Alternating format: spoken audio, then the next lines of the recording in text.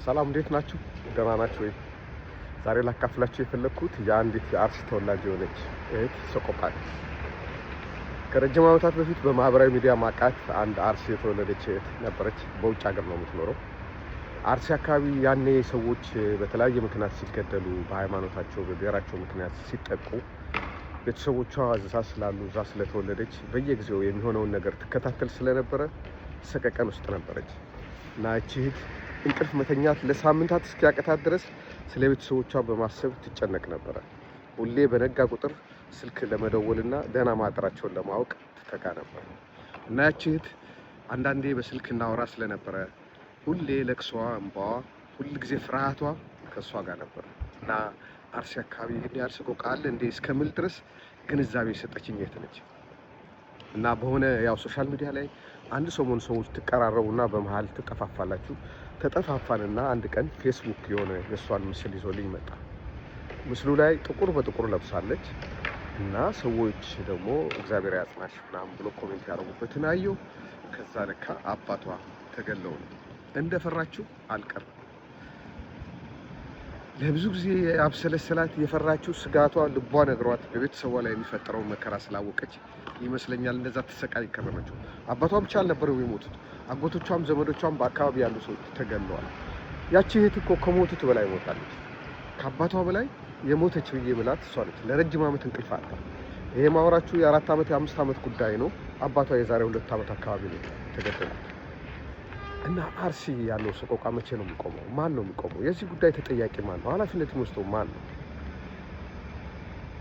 ማንን ነው በዚህ ጉዳይ መክሰስ የምንችለው? ማንን ነው መውቀስ የምንችለው? ሰዎች በሃይማኖታቸውና በብሔራቸው የተነሳ ቢጠቁ ከሆነ ይህን ነገር ማስቆም ያለበት ማን ነው? ስንት ዓመትስ ነው የሚገደሉት? መቼስ ነው የሚቆመው? ለእኔ እንቆቅልሽ የሆነብኝ ነገር ነው። በዚህ ማን ነው ተጠያቂ? ማንስ ተጠያቂ እናድርግ? በዚህ ጉዳይ ማንን እንውቀስ? ሁላችሁም በአእምሯችሁ የምትወቅሱትን ሰው ይህን ነገር ማስተካከል አለበት የምትሉትን ሰው በአእምሯችሁ ሳሉ። ምን አይነት ኃላፊነት ያሉ ሰዎች ናቸው ይህን ነገር ማቆም ያለባቸው? የሆኑ ሰዎች አፈንግጠው ሰው የሚገሉ ከሆነ እነዛን ሰዎች ለሕግ ማቅረብ፣ የታጠቁ ከሆነ በእነሱ ላይ እርምጃ በመውሰድ ጸጥ ማድረግ፣ የህዝቡ ሰላምና መረጋጋት ጤና መጠበቅ የማን ኃላፊነት ነው? በየጊዜው የቀን ለቀን ስራ ይሆናል ሰው መግደል። ደግሞ ሰውም ሲገደል በሆነ በሃይማኖትና በብሔር ተለይቶ የሚገደል ከሆነ እዛ ሀገር ውስጥ ያሉ የመንግስት አስተዳዳሪዎች፣ እዛ ሀገር ውስጥ ያሉ ባለስልጣኖች ምንድነው ስራቸው? ምን እያደረጉ ነው? መቼ ነው የሚያስቆሙት? አንድ ጊዜ ከቁጥጥራቸው ውጭ ሆኖ ይሆናል፣ 2 ጊዜ በመዘናጋት ይሆናል የተፈጠረው። በየወሩ በየአመቱ ሰዎች ተነጥለው ሲገደሉ፣ አስክሬን ተደርድሮ ሲቀበር እየታየ ዝም የሚባለው ለምንድን ነው? ምን እስኪሆን ድረስ ነው?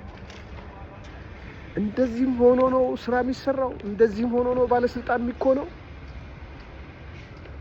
ቢያንስ ትንሹ ነገር የሰው ደም መፍሰስ እንዲቆም ማድረግ የአንድ የጸጥታ አካል፣ የአንድ የመከላከያ ኃላፊ፣ የአንድ የፖሊስ ኃላፊ፣ የአንድ የደህንነት ኃላፊ፣ የአንድ የክልል አስተዳደር፣ የአንድ ጠቅላይ ሚኒስትር ዋና ተግባር ምንድን ነው? ምንድን ነው ባካችሁ? እኔ ስላልገባኝ ነው። ማን ነው የሚነግረኝ?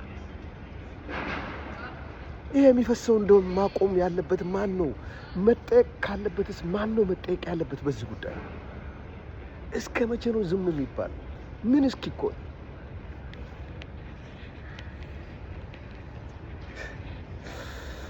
የሆነ ሰው ገደለ፣ የሆነ ሰው አንድ ደረቅ ወንጀል የፈጸመ ሰው ለሕግ ሲቀርብ እናያለን። ያ የግል ተበዳዩም ሊያቀርበው ይችላል።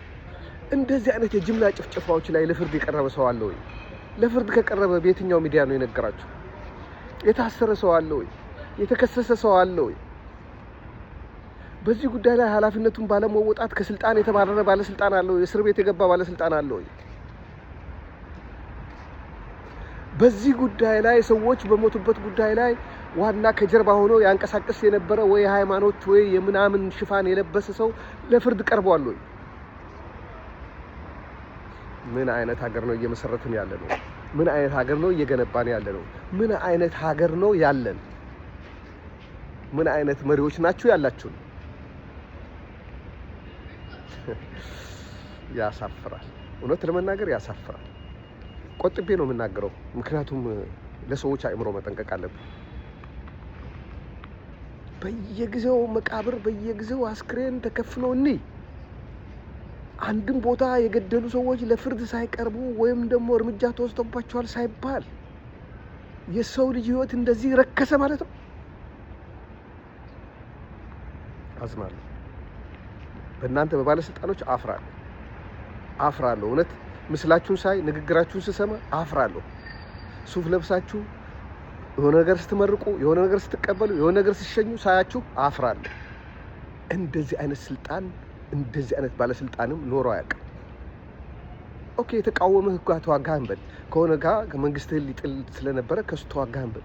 በሰላም የሚኖሩ የሀገሩ ዜጎችን መጠበቅ ያቅታቸዋል። ሸኖኝ አሳፋሪ ነው። ከዚህ በላይ ቃላት የለኝም። ለሞቱን ነፍስ ይማር። ለሞቱባችሁ እግዚአብሔር መጽናናት ይስጣችሁ። ሳዳመጣችሁኝ አመሰግናለሁ። እግዚአብሔር ይስጥልኝ።